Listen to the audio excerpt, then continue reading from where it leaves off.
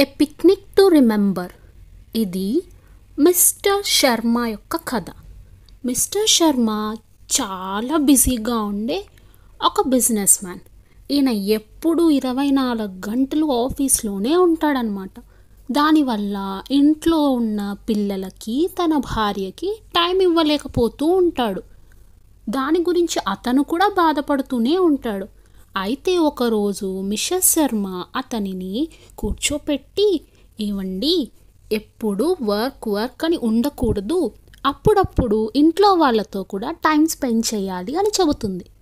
దాంతో మిస్టర్ శర్మ అతని పిల్లలు ఇంకా భార్యతో కలిసి పిక్నిక్ వెళ్ళాలని నిర్ణయించుకుంటాడు. అయితే ఒక వీకెండ్ వాళ్ళు పిక్నిక్కి వెళ్తారు. పిక్నిక్కి వెళ్ళిన వెంటనే మిస్టర్ శర్మ ఒక చెట్టు కింద ఎంతో చక్కగా ఒక మ్యాట్ని పరిచి మిస్సెస్ శర్మ తీసుకొచ్చిన ఇడ్లీ, వడ, సాంబార్, బటర్ మిల్క్, ఇంకా ఫ్రూట్స్, చాలా రకరకాలైన వెజిటబుల్స్తో చేసిన కర్రీస్, రైస్ అన్నీ పెడతాడనమాట. అందరూ కలిసి కబుర్లు చెప్పుకుంటూ ఎంతో సంతోషంగా వాటిని తింటారు.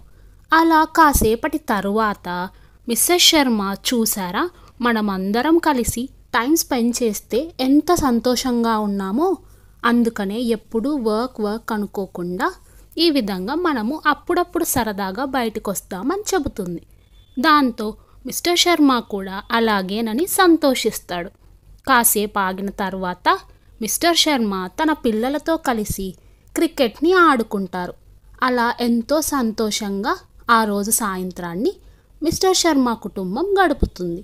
మనం కూడా టైం దొరికినప్పుడు మన పేరెంట్స్ పిల్లలతో సరదాగా ఉండాలి.